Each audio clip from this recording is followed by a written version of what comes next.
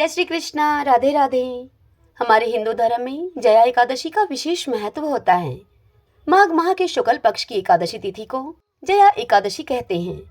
साल 2024 में जया एकादशी का यह व्रत 20 फरवरी दिन मंगलवार को रखा जाएगा। इस दिन व्रत रखते हुए भगवान विष्णु की पूजा की जाती है। जया एकादशी को भूमि एकादशी, भैमी एकादशी और भीष्म एकादशी के रूप में भी जाना जाता है। जया एकादशी के व्रत के दिन ब्रह्मा मुहूर्त में उठकर भगवान श्री हरि विष्णु को प्रणाम करके एकादशी व्रत का संकल्प करें। इसके बाद गंगा जल युक्त पानी से स्नान आदि करने के बाद आचमन करें और स्वयं को पवित्र करें। इसके बाद भगवान श्री विष्णु जी की पूजा करें और उन्हें पीले पुष्प, पीले फल, पीले मिष्ठान, धूप, दीप, कुमकुम, तांबूल, अगरबत्ती आदि चढ़ाएं। अंत में भगवान की आरती करें, उनसे क्षमा याचना करें। इस दिन विष्णु सहस्रनाम का पाठ, जया एकादशी व्रत का महात्म्य अवश्य सुने। जया एकादशी व्रत के विषय में बताते हुए भगवान श्री कृष्ण युधिष्ठिर से कहते हैं कि यह व्रत ब्रह्म हत्या जैसे पाप से भी मुक्ति को दिलाने वाला है।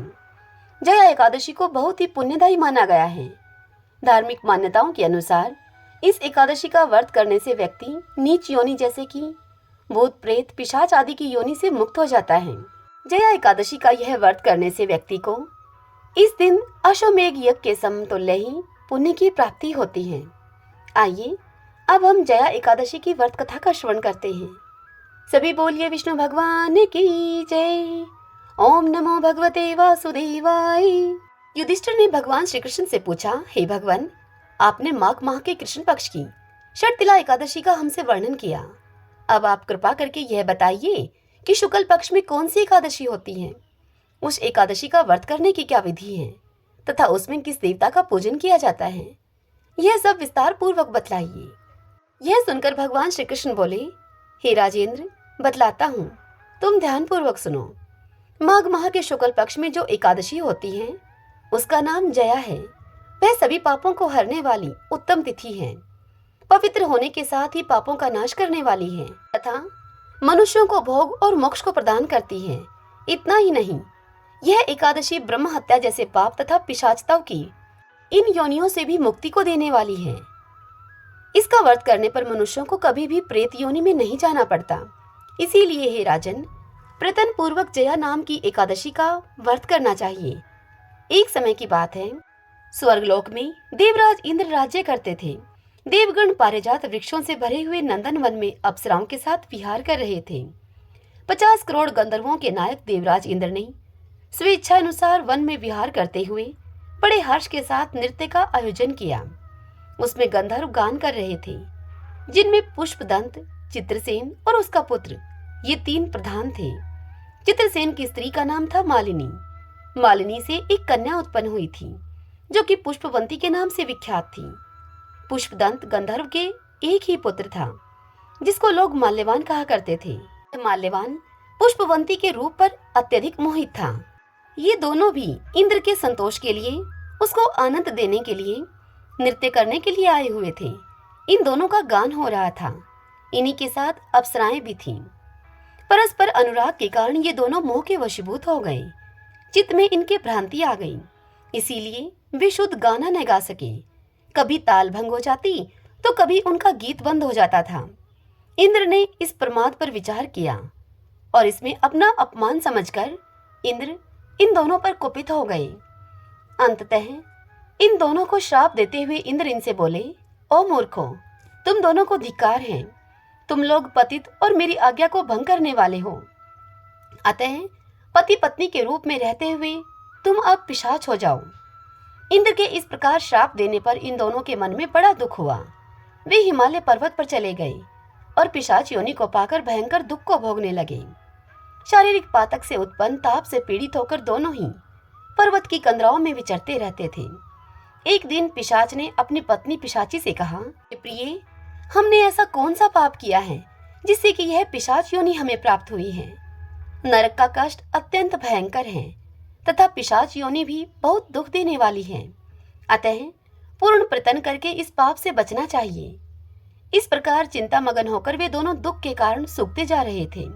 दैव योग से उन्हें माघ मास की एकादशी की तिथि प्राप्त हो गई।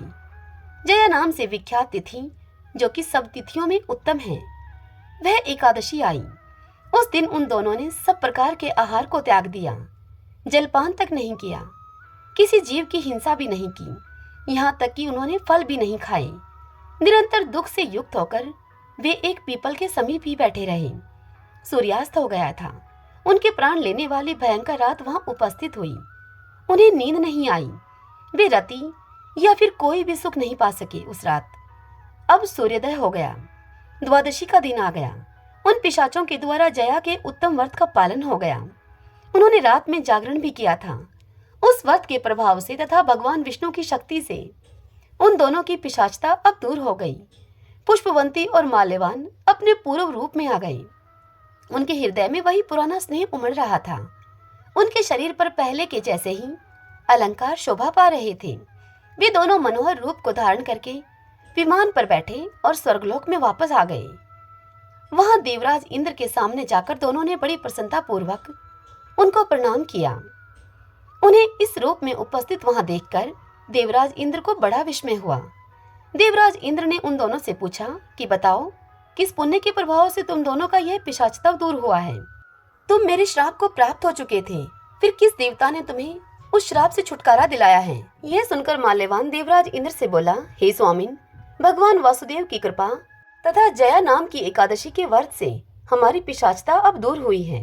यह सुनकर देवराज इंद्र ने उन दोनों से कहा कि अब तुम दोनों मेरे कहने से सुधापान करो।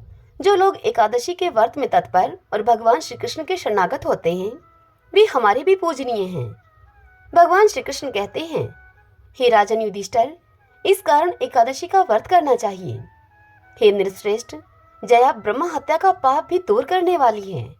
जिसने जया का व्रत किया है, उसने सब प्रकार के दान दे दिए और संपूर्ण यज्ञों का अनुष्ठान कर लिया। इस महात्म्य के पढ़ने और सुनने से अग्निष्ठोम यज्ञ का फल मिलता है। श्रीमन नारायण नारायण हरि हरि, भजमन नारायण नारायण हरि हरि। सूत जी मुनियों से बोले कि हे विप्रवरों, अब आप एकादशी व्रत का महात्म्य सुनिए। एकादशी का व्रत मोक्ष प्रदाता है। एकादशी चाहे शुक्ल पक्ष की हो या फिर कृष्ण पक्ष की, उस दिन अन्न नहीं खाना चाहिए। जो एकादशी को अन्न खाता है वह अपना जीवन नष्ट करता है। एकादशी व्रत के इच्छुक को चाहिए कि दसवीं और द्वादशी को भी एक ही समय भोजन करें। एकादशी व्रत का महात्म्य जानने की इच्छा एक बार राजा पृथु ने नारद जी से प्रकट की। तब नारद जी ने राजा पृथु को जो कुछ बताया वही मैं तुम्हें बताता हूँ।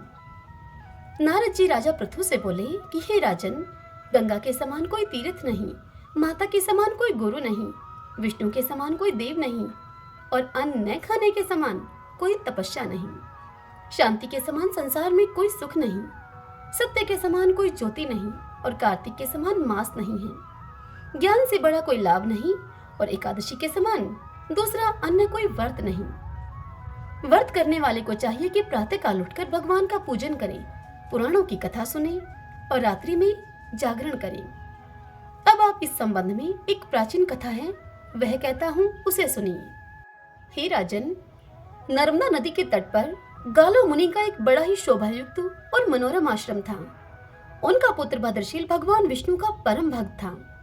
भद्रशील अपने मित्रों के साथ भगवान की मूर्ति बनाकर उनकी पूजा किया करता था। उसके मित्र भी भगवान की पूजा करते थे। तत्पश्चात वह उन्हें उपदेश देता था कि वे एकादशी का व्रत भी करें। अपने पुत्र के उस चरित्र को देखकर एक बार गालो मुनि ने उससे स्नेहपूर्वक पूछा कि हे पुत्र, तुम हर समय भगवान विष्णु की पूजा अर्चना में लगे रहते हो तथा दूसरों को भी इसके लिए तुम प्रेरित करते हो। यह उपदेश तुम्हें किसने दिया? यह सुनकर भद्रशील ने सर्वप्रथम अपने पिता को नमन किया और फिर श्रद्धायुक्त होकर उससे कहा कि हे पिताश्री, मैं आपको अपने पूर्व जन्म का वृत्तांत बताता हूँ। मैं पूर्व जन्म में चंद्रवंश में धर्म कीर्ति नामक एक राजा था। मैंने दत्तात्रेय जी से शिक्षा ली थी। उस जन्म में मैंने 1000 वर्षों तक शासन किया, किंतु जीवन के उत्तरार्ध में दुर्भाग्यवश मैं बुरी संगत में पड़ गया। वेद मार्ग को छोड़कर मैं पाखंड के मार्ग पर चल पड़ा। जब मेरा आचरण बिगड़ा तो मेरी प्रजा का आचरण बिगड़ते भी देर न लगी। एक दिन की बात है, मैं शिकार खेलने के लिए वन में चला गया। उस दिन मैं भूखा प्यासा ही रहा। घूमते घूमते मैं नर्मदा नदी के तट पर आ पहुंचा। संयोगवश उस दिन एकादशी की तिथि थी। वहां अनेक वैष्णव भक्त भगवान का कीर्तन कर रहे थे। मैं भूखा प्यासा वहीं पर पड़ा रहा और रात्रि भर उनका कीर्तन सुनता रहा, क्योंकि भूख के कारण मुझे नींद तो आ न रही थी। इधर प्रातः होने पर उनका कीर्तन समाप्त हुआ और उधर मेरे प्राण निकल गए। यमदूत मुझे लेकर अब चित्रगुप्त जी के पास जा पहुंचे।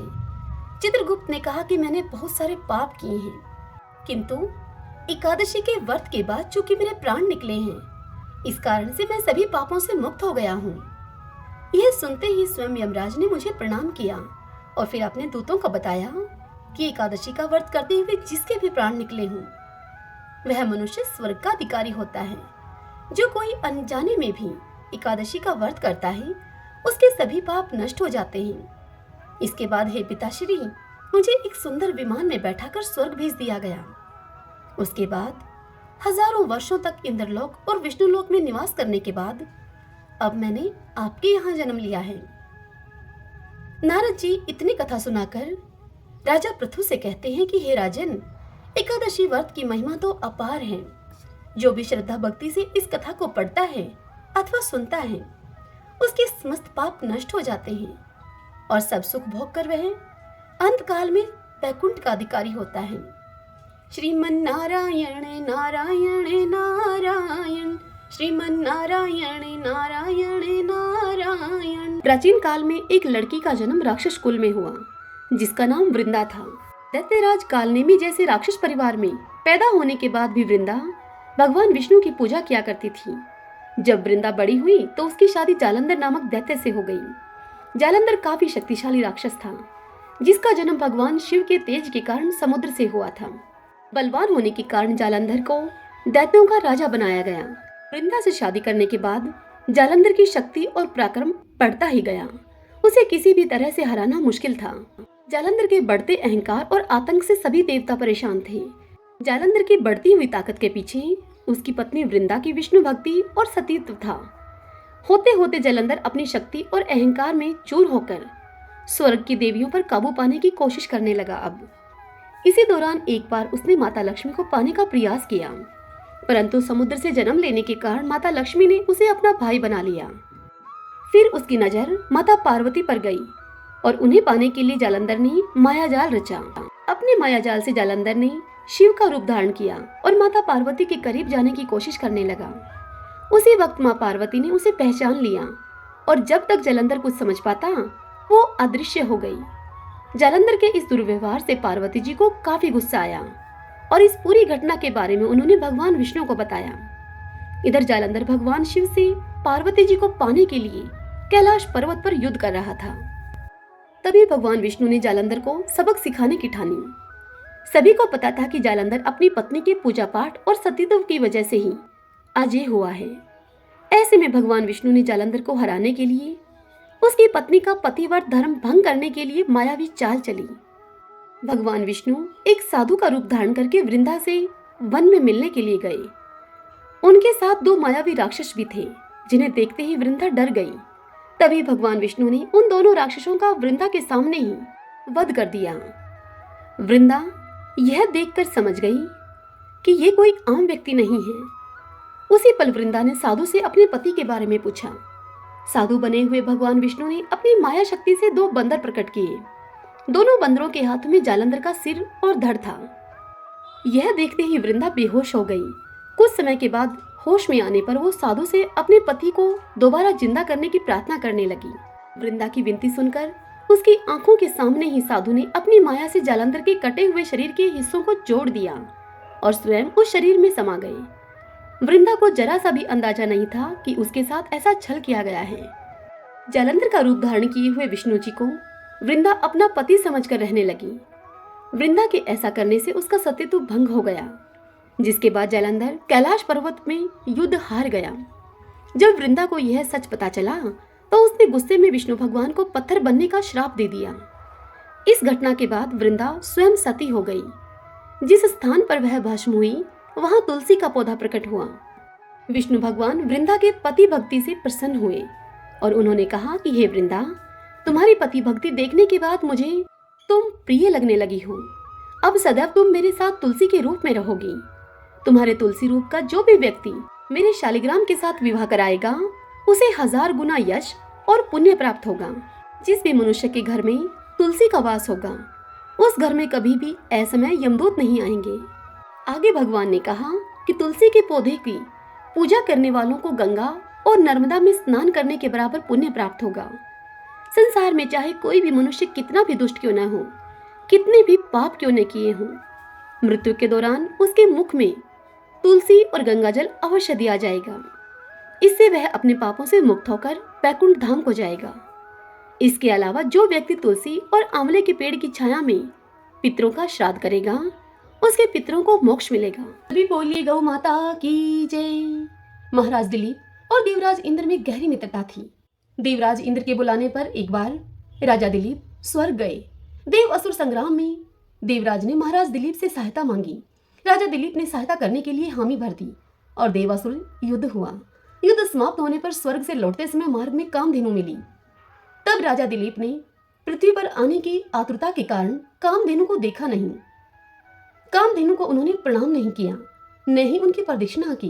इस अपमान से रुष्ट होकर कामधेनु गाय ने राजा दिलीप को यह श्राप दे दिया कि मेरी संतान नंदिनी गाय यदि तुझ पर कृपा न करे तो फिर पुत्रहीन ही रहेगा।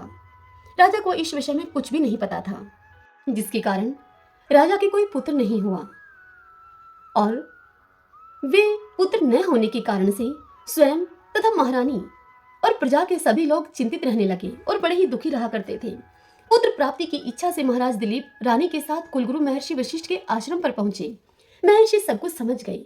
महर्षि ने राजा से कहा कि यह गौ माता के अपमान के पाप का फल है। सोबी गौ की पुत्री नंदिनी गाय हमारे आश्रम पर विराजती हैं। महर्षि ने राजा को यह आदेश दिया कि कुछ काल के लिए आश्रम पर रुककर मेरी कामधेनु नंदिनी गाय की तुम सेवा करो। यह सुनकर महाराज दिलीप ने गुरु की आज्ञा को स्वीकार कर लिया। महारानी सुदक्षिणा अब प्रातःकाल उस गौ माता की भली भांति पूजा करती थी। आरती उतारकर नंदिनी को पति के संरक्षण में वन में चरने के लिए विदा करती। राजा दिलीप दिन भर छाया की भांति उस नंदिनी गाय का अनुगमन करते, उसके पीछे पीछे रहते, उसके ठहरने पर ठहरते, उसके चलने पर चलते, उसके बैठने पर राजा भी बैठ जाते और उसके जल पीने पर राजा भी जल पीते। जब संध्या काल का समय होता, जब सम्राट के आगे आगे सद पर सुता बाल वत्सा नंदिनी आश्रम को लौटती तो महारानी देवी सुदक्षिणा हाथ में अक्षत का पात्र लेकर उसकी प्रदक्षिणा करके उसको प्रणाम करती और अक्षत आदि से पुत्र प्राप्ति रूप अभीष्ट सिद्धि देने वाली उस नंदिनी का विधिवत पूजन करती। अपने बछड़े को यथेच पयपान कराने के बाद दूह ली जाने वाली नंदिनी की रात्रि में दंपति पुनः परिचर्या करते। अपने हाथों से कोमल हरित शष्प कवल खिलाकर यानी कि हरी घास खिलाकर उसको तृप्त करते और नंदिनी गाय के विश्राम करने पर वह स्वयं भी विश्राम करते, शयन के लिए जाते। इस तरह उसकी परिचर्या करते करते अब 21 दिन बीत गए। तब एक दिन की बात है, राजा दिलीप वन में नंदिनी का अनुराग करते हुए महाराज दिलीप की दृष्टि क्षण भर के लिए अरण्य की प्राकृतिक सुंदरता में अटक गई कि तभी उन्हें नंदिनी का आर्तनाद सुनाई दिया। वह नंदिनी गाय एक भयानक सिंह के पंजों में फंसकर चटपटा रही थी। उन्होंने आक्रामक सिंह को मारने के लिए अपने तरकश से तीर निकालना चाहा, किंतु उनका हाथ जड़वत निश्चेष्ट होकर वहीं पर अटक गया।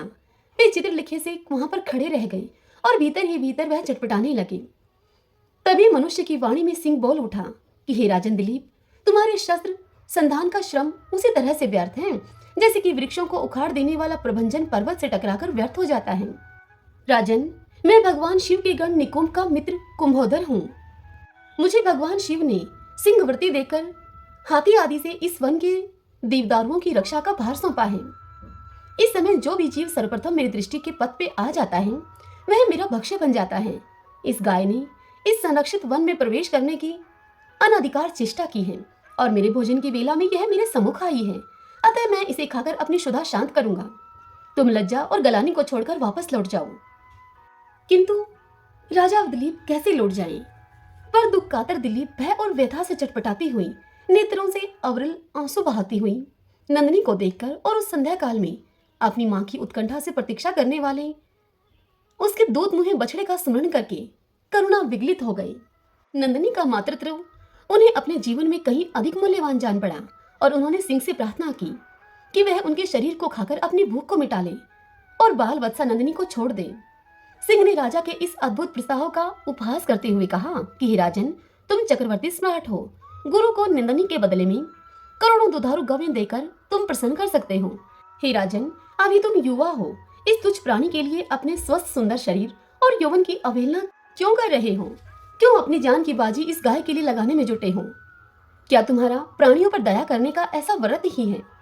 तो भी आज यदि इस गाय के बदले में मैं तुम्हें खा लूंगा तो तुम्हारे मर जाने पर केवल इसकी ही विपत्तियों से रक्षा हो सकेगी। और यदि मैंने इस गाय को खा लिया और तुम जीवित रहे तो पिता की भांति संपूर्ण प्रजा का तुम निरंतर आने वाली विपत्तियों से तुम रक्षा करते रहोगे। राजन, स्वर्ग की प्राप्ति के लिए तब त्याग करके शरीर को कष्ट देना तुम जैसे अमित ऐश्वर्यशालियों के लिए निरर्थक है। स्वर्ग, अरे यह तो इस पृथ्वी पर ही है। जिस मनुष्य को वैभव विलास के सभी साधन उपलब्ध हैं, वह तो समझो स्वर्ग में ही रह रहा है। स्वर्ग का काल्पनिक आकर्षण तो मात्र विपन्नों के लिए ही है, संपन्नों के लिए नहीं है। इस तरह से सिंह ने राजा को भ्रमित करने का बहुत प्रयत्न किया। भगवान शंकर के उस अनुचर सिंह की बात को सुनकर अत्यंत दयालु महाराज दिलीप ने उसके द्वारा आक्रांत नंदिनी को देखा, जो कि अश्रुपूरित कातर नेत्रों से उनकी ओर लगातार देख रही थी और अपने प्राण रक्षा की याचना कर रही थी उनसे। राजा ने क्षत्रियत्व के महत्व को प्रतिपादित करते हुए उत्तर दिया कि नहीं सिंह, नहीं, मैं गौ माता को तुम्हारा भक्ष्य बनाकर नहीं लौट सकता हूँ। मैं अपने क्षत्रियत्व को क्यों कलंकित करूं? क्षत्रिय संसार में इसलिए प्रसिद्ध हैं कि वे विपत्ति से औरों की रक्षा करते हैं। राज्य का भोग भी उनका लक्ष्य नहीं है। उनका लक्ष्य तो यह है कि वह लोक रक्षा से कीर्ति अर्जित करें। निंदा से मलिन प्राणों और राज्य को तो वे तुच्छ वस्तुओं की भांति त्याग देते हैं। इसलिए हे सिंह, तुम मेरे इस शरीर की चिंता मत करो, इस पर दयालुता न दिखाओ। मेरे भौतिक शरीर को खाकर तुम उसकी रक्षा करो, क्योंकि यह शरीर तो नश्वर है, मरना धर्मा है। इसलिए इस पर हम जैसे विचारशील पुरुषों की ममता नहीं होती। हम तो मात्र इस शरीर के पोषक हैं। मेरा यह मांस का शरीर न भी रहेगा, परंतु गौ रक्षा से मेरा यश शरीर सुरक्षित रहेगा। संसार यही कहेगा कि गौ माता की रक्षा के लिए एक सूर्यवंशी राजा ने अपने प्राणों की आहुति दे दी। एक चक्रवर्ती सम्राट के प्राणों से भी अधिक मूल्यवान एक गाय है। राजा दिलीप की समग्र बात सुनकर सिंह ने कहा, हे राजन, अगर आप अपना शरीर मेरा आहार बनाना ही चाहते हैं तो ठीक है। सिंह के इस प्रकार स्वीकृति दे देने पर राज ऋषि दिलीप ने शास्त्रों को फेंक दिया और उसके आगे अपना शरीर मांसपिंड की तरह खाने के लिए डाल दिया और वे सिंह के आगे सिर झुकाए हुए आक्रमण की प्रतीक्षा करने लगे। तभी आकाश से विद्याधर राजा दिलीप पर पुष्पों की वर्षा करने लगे। तब नंदिनी गौ ने कहा कि हे राजा दिलीप, हे पुत्र, उठो। यह मधुर दिव्य वाणी को सुनकर राजा को महान आश्चर्य हुआ और उन्होंने वात्सल्यमयी जननी की तरह अपने स्तनों से दूध बहाती हुई नंदिनी गौ को देखा, किंतु वह सिंह उनको दिखलाई नहीं दिया कहीं। आश्चर्यचकित राजा दिलीप से नंदिनी गौ ने कहा कि हे सत्पुरुष, तुम्हारी परीक्षा लेने के लिए मैंने ही सिंह की माया की सृष्टि की थी। महर्षि वशिष्ठ के प्रभाव से यमराज भी मुझ पर प्रहार नहीं कर सकता, तो सिंह आदि की तो क्या शक्ति है मुझ पर प्रहार करने की। मैं तुम्हारी गुरु भक्ति से और मेरे प्रति प्रदर्शित दया भाव से अत्यंत प्रसन्न हूँ। तुम वर मांगो। तुम मुझे दूध देने वाली मामूली गाय मत समझो, अपितु संपूर्ण कामनाएं पूरी करने वाली कामधेनु जानो। यह सुनकर राजा ने अपने दोनों हाथ जोड़कर वंश चलाने वाले अनंत कीर्ति पुत्र की याचना की। तब नंदिनी ने तथास्तु कहा। उन्होंने कहा कि राजन, मैं आपकी गौ भक्ति से अत्यधिक प्रसन्न हूँ। मेरे स्तनों से दूध निकल रहा है, उसे पत्ते के दोने में धोकर पी लेने की आज्ञा गौ माता ने राजा को दी और कहा, हे राजा दिलीप, तुम्हें अनंत प्रतापी पुत्र की प्राप्ति होगी। राजा ने निवेदन किया कि माँ, बछड़े के पीने तथा होम आदि अनुष्ठान के बाद बचे हुए तुम्हारे दूध को मैं पी सकता हूँ क्या? दूध पर पहला अधिकार तो बछड़े का है और द्वितीय अधिकार गुरुजी का है। राजा के धैर्य ने नंदिनी गाय के हृदय को जीत लिया। वह प्रसन्न मना कामधेनु राजा के आगे आगे आश्रम को लौट आई। तदंतर राजा ने बछड़े के पीने तथा अग्निहोत्र से बचे हुए दूध का महर्षि की आज्ञा पाकर पान किया। फलतः वे रघु जैसे महान यशस्वी पुत्र से पुत्रवान हुए और इसी वंश में गौ भक्ति के प्रताप से स्वयं भगवान श्री राम ने अवतार ग्रहण किया। सभी बोलिए गाय माता की जय। जय सिया राम। अब हम श्री विष्णु सहस्रनाम स्तोत्र का पाठ करेंगे। यस्य स्मरण मात्रेण जन्म संसार बंधनात् विमुच्यते नमस्तस्मै विष्णवे प्रभविष्णवे नमः समस्त भूतानामादि भूताय भूभृते अनेक रूप रूपाय विष्णवे प्रभविष्णवे। ओम विश्वम विष्णु है वषट्कारो भूत भव्य भवत प्रभु है भूतकृत भूत भाव भूतात्मा भूत भावने भूतात्मा परमात्मा च मुक्तानां परमागति है। अब यह पुरुष साक्षी क्षेत्रज्ञो अक्षर एव च योगो योग विद्याम नेता प्रधान पुरुषेश्वर है नारसिंह वपु है श्रीमान केशव पुरुषोत्तम है सर्व सर्व शिव स्थाणु भूतादीन निर्भय है संभव भावनो भ्रता प्रभु प्रभु ईश्वर है स्वयंभू है शंभुरादित्य पुष्कराक्षो महासुन है अनादि नित्नो दाता विद्याता धातुरुत्तम है अपरमेयो हर्षिकेश पदम नाभो अमर प्रभु है विश्वकर्मा मनुस्त्वष्टा सत्विष्टो सत्विरो ध्रुव है आग्रह है शाश्वत कृष्ण लोहिताक्ष प्रदर्दन है प्रभुता त्रिकुब्धाम पवित्रम मंगलम परम ईशान्य प्राणदय प्राण ज्येष्ठ श्रेष्ठ प्रजापति है हिरण्यगर्भ भूगर्भ माधवो मधुसूदन है ईश्वरो विक्रमी धनवी मेधावी विक्रम कर्म है अनुत्तमो दुरादर्श कृतज्ञ कर्तिरात्म्यवान है सुरेश शरणम शरम विश्वरीता प्रजा भवः अह संवत्सरो व्याल है प्रत्यय सर्वदर्शन है अजय है सर्वेश्वर सिद्ध सिद्धि सर्वादिरच्युत है वर्षा कपिर में आत्मा सर्वयोग विनीय सरत है वसु है वसु मना है सत्य समात्मा असम्मति है समय है अमोघ है पुंडरी काक्षो वर्ष कर्मा वर्षा करती है रुद्रो है बहुशिरा है बबरू है विश्व योनि शुचि श्रवा है अमृत शाश्वत स्थाणु वरारो महातपा है सर्वज्ञ सर्वविद्वानो विश्वक्षिणो जनार्दन है वेदो है वेद विद्यांगो वेदांगो वेद विद कवि है लोकाध्यक्ष सुराध्यक्ष धर्माध्यक्ष कृता कृत है चतुरात्मा चतुर्व्यूह चतुर्दृश्य चतुर्भुज है भ्राजिष्णु भोजनम भोक्ता शेषणु जगदादिजय है अनगो विजयोजिता विश्वयोनि पुनर्वसु है उपेंद्रो वामन प्रांशु अमोघे सुचि ऊर्जित है अतीन्द्रिय संग्रह सर्गो धर्तात्मा नियमोयमय है वेदो वैदय सदा योगी वीर माधवो मधु है अतीन्द्रियो महामायो महोत्साहो महाबल है महाबुद्धि महावीर्यो महाशक्ति महादुति है अनिर्देश्य वपु है श्रीमान अमे आत्मा महाद्रीद्रक है महिश्वासो महिव्रता श्रीनिवास सताम गति है अनिरुद्ध सुरानंदो गोविंदो गोविंदाम पति है मरीचि है दमन हंसो शोपर्णो भुज गौतम है हिरणाभ सूतपा पदम नाभ प्रजापति है अमृत्यु है सर्वद्रक है सिंह संदाता संधिमान स्त्र है अजो है दुर्मुष्ण शास्ता विश्वतात्मा सुरारिया है गुरु है गुरुत्तमो धामो सत्य सत्य पराक्रम है निमिष है अनिमिष है सत्रगवि वाचस्पति रुधारदी है अग्रणी है ग्रामणी है श्रीमान न्याय नेता समीरण है शस्त्र मूर्धा विश्वात्मा शस्त्राक्ष शस्त्रपात आवर्तनो निर्वर्तात्मा संवर्त संपरमर्दन है अह संवर्तको वहनीय अनिलो धरणीधर है सुप्रसाद प्रश्नात्मा विषवदरक विषव भुग विभु है सत्कृता सत्कृत साधु जहनो नारायणो नर है असंख्यो अपरमे आत्मा विशिष्ट शिष्टकृत सूचि है सिद्धार्थ है सिद्धि संकल्प है सिद्धि दय सिद्धि साधन है वर्षाई वर्षपो विष्णु वर्ष परवा वर्षोदर है वर्धनो वर्धमान है विविक्त श्रुति सागर है सुभजो दुर्धरो वाग्मी महेंद्रो वसुधो वसु है नेक रूप व्रत रूप है सिप विष्टि प्रकाश ने है ओजस्ते जो दूती दर प्रकाशात्मा प्रताप ने है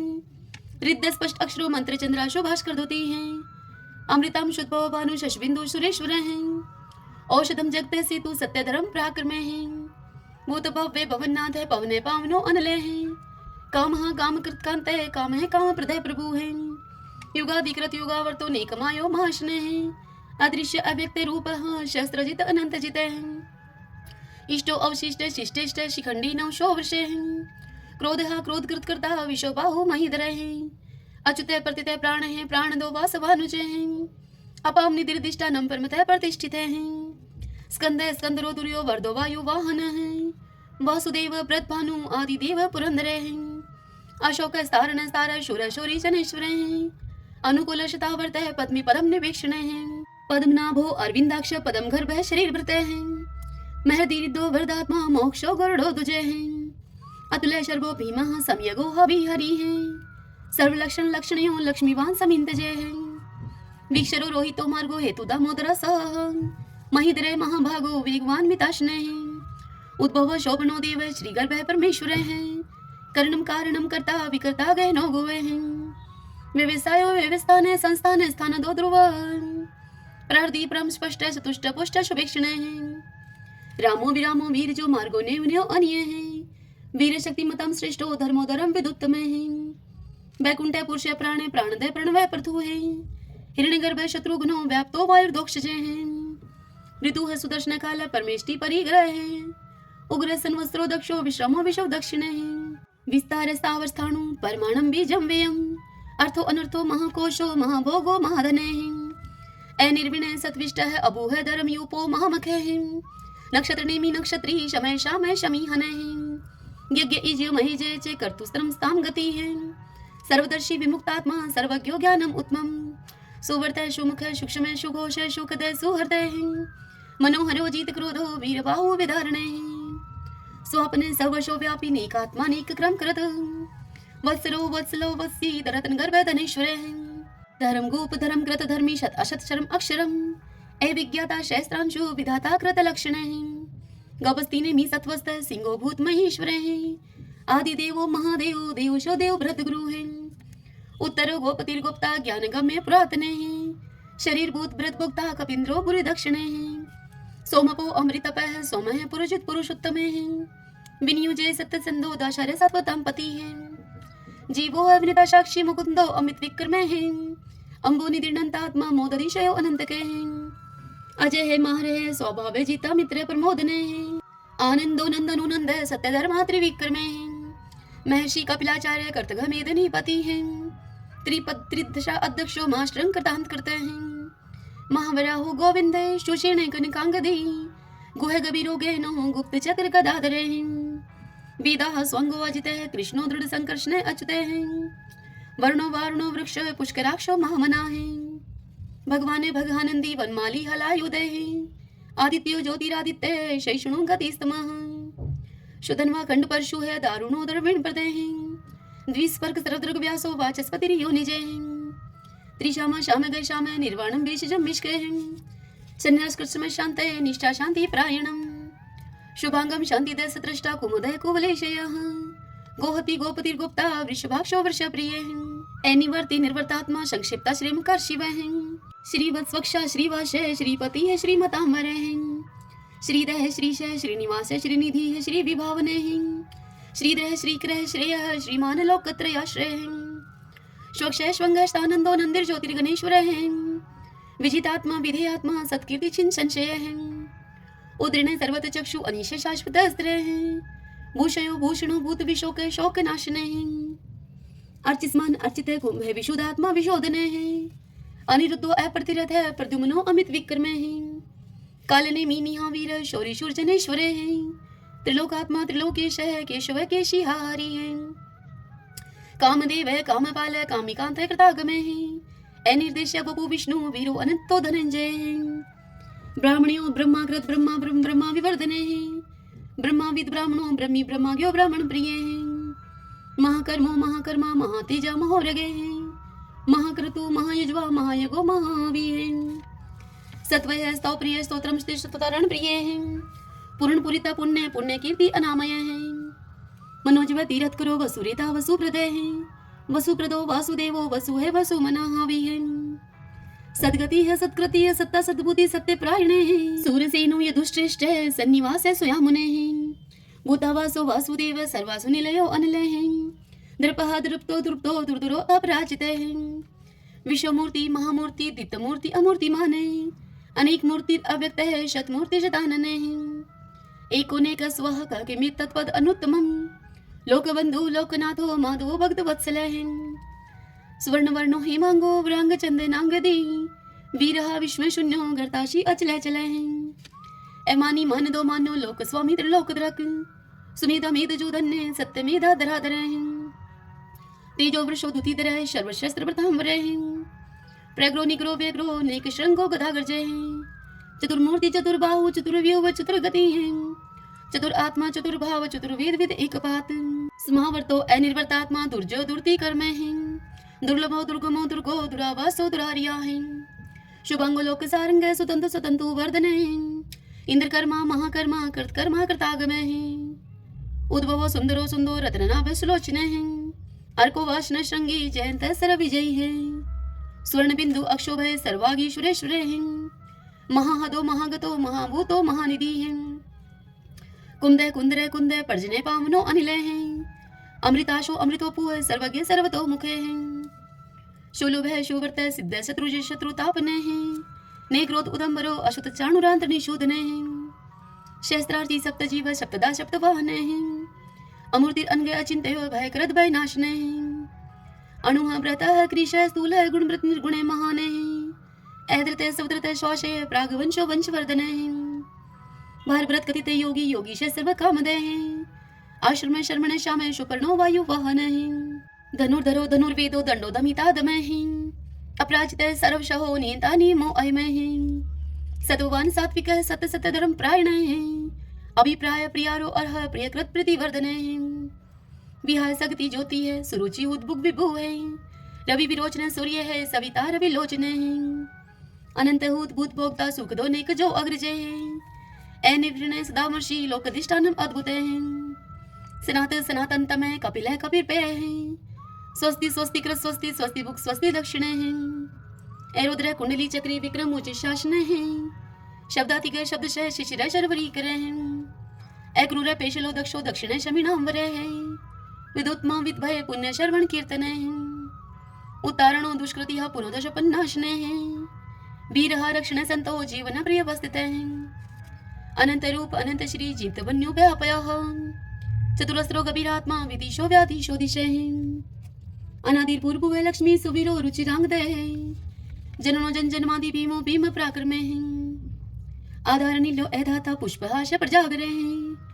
उद्रवग सत्पथाचार्य प्राण दे प्रणवय पणे हैं, परमाणम प्राण निल्ले है प्राण व्रत प्राण जीवने हैं, ततुम तत्विदेकात्मा जन्म मृत्यु जराति गए हैं, पूर्व स्वस्तरुस्तारे सविता पर पितामह हैं, यज्ञो यज्ञपति रेजवा यज्ञांगो यज्ञ वाहने हैं, यज्ञ व्रत यज्ञ कृत यज्ञ यज्ञ भोग यज्ञ साधने हैं, यज्ञांत कृते गुहाम अन्नम अन्नादे एवच आत्मयोनि समझातो बेखान साम गायने हैं, देवकी नंदन सृष्टा क्षितिश पाप नाशने हैं, शंख व्रत नंद की चक्री शारंग धनवा कदादरे हैं, रतांग पाणी अक्षोभ सर्व पर हरणायुधे हैं, सर्व पर हरणायुधे ओम नमे इति। विष्णु भगवान की जय। आइए भगतजनों, अब हम श्री महालक्ष्मी की स्तुति करते हैं। महादेवी महालक्ष्मी नमस्ते तुम विष्णु प्रिय शक्तिदायी महालक्ष्मी नमस्ते दुख भंजनी श्रेय प्राप्ति निमित्ताय महालक्ष्मी नमामहं पतितो दधारणी देवी नमामहं पुनः पुनः वेदां स्वां संस्तुतिवन्ति हि शस्त्राणि च मुहुर्मुहुः देवं स्वां प्रणवन्तये लक्ष्मी देवी नमस्तुते नमस्ते महालक्ष्मी नमस्ते भवभञ्जनी मुक्ति मुक्ति न लभ्यते महादेवी तु कृपा विना सुख सौभाग्यं न प्राप्नोति पत्रलक्ष्मी न विद्यते न तत्फलं समाप्नोति महालक्ष्मी नमामहं देहि सौभाग्यम् आरोग्यं देहि मे परमं सुखं नमस्ते आदिशक्ति त्वं नमस्ते भीडभञ्जनी विदेहि देवी कल्याणं विदेहि परमां श्रियं विद्यावन्तं यशवन्तं लक्ष्मवन्तं जनं कुरु अचिन्त्य रूपचरिते सर्वशत्रुविनाशिनी नमस्ते तु महामाया सर्वसुखप्रदायिनी नमामयं महालक्ष्मी नमामयं सुरेश्वरी नमामयं जगधात्री नमामयं परमेश्वरी। लक्ष्मी माता की जय। ओम भगवती लक्ष्मी नमो नमः। अब हम 11 माता की आरती करते हैं। ओम जय एकादशी माता मैया जय एकादशी माता विष्णु पूजा व्रत को धारण कर शक्ति मुक्ति पाता। ओम जय एकादशी माता तेरे नाम गिनाऊं देवी भक्ति प्रदान करनी घन गौरव की दीनी माता शास्त्रों में फरनी। ओम जय एकादशी माता मार्गशीर्ष के कृष्ण पक्ष की विश्वतारिणी जनमी मैया विश्वतारिणी जनमी शुक्ल पक्ष में हुई मोक्षदा मुक्तिदाता बनी आई। ओम जय एकादशी माता पौष के कृष्ण पक्ष की सफला नामक है शुक्ल पक्ष में हुई पुत्रदा आनंद अधिक रहे। ओम जय एकादशी माता नाम षष्ठीला माघ मास में कृष्ण पक्ष आवे शुक्ल पक्ष में जया कावे विजय सदा पावे। ओम जय एकादशी माता विजया फागुन कृष्ण पक्ष में शुक्ला आमल की पाप मोचनी कृष्ण पक्ष में चैत्र महाबल की। ओम जय एकादशी माता चैत्र शुक्ल में नाम है कामदान, धन देने वाली। नाम भरुतनी कृष्ण पक्ष में, वैशाख महावाली। ओम जय एकादशी माता। शुक्ल पक्ष में होए मोहिनी, अपराजेष्ठ कृष्ण पक्षी। नाम निर्जला सब सुख करनी, शुक्ल पक्ष रखी। ओम जय एकादशी माता। योगिनी नाम आषाढ़ में जानो, कृष्ण पक्ष करनी। देवशनि नाम कहायो मैया, शुक्ल पक्ष धरणी। ओम जय एकादशी माता। कामिका श्रावण मास में आवे, कृष्ण पक्ष कहिए। श्रावण शुक्ला होए पवित्र, आनंद से रहिए। ओम जय एकादशी माता। आजा भाद्रपद कृष्ण पक्ष की, परिवर्तन शुक्ला। इंद्रा अश्विन कृष्ण पक्ष में, भवसागर निकला। ओम जय एकादशी माता। पापान कुशाय शुक्ल पक्ष में, आप हरनिहारी। रमा मास कार्तिक में आवे, सुखदायक भारी। ओम जय एकादशी माता। देव उठनी शुक्ल पक्ष की, दुख नाशक मैया। पावन मास में करूं मैं विनती, पार करो नैया। ओम जय एकादशी माता। परमा कृष्ण पक्ष में होती, जन मंगल करनी। शुक्ल मास में होए पद्मनी, दुख दारिद्र्य हरणी। ओम जय एकादशी माता। जो कोई आरती एकादशी की, भक्ति सहित गावे। जन गुरु दीता स्वर्ग का वासा, निश्चय वह पावे। ओम जय एकादशी माता। ओम जय एकादशी माता। ओम जय एकादशी माता। सभी बोलिए एकादशी माता की जय। श्री लक्ष्मी नारायण भगवान की जय। 11 माता की जय।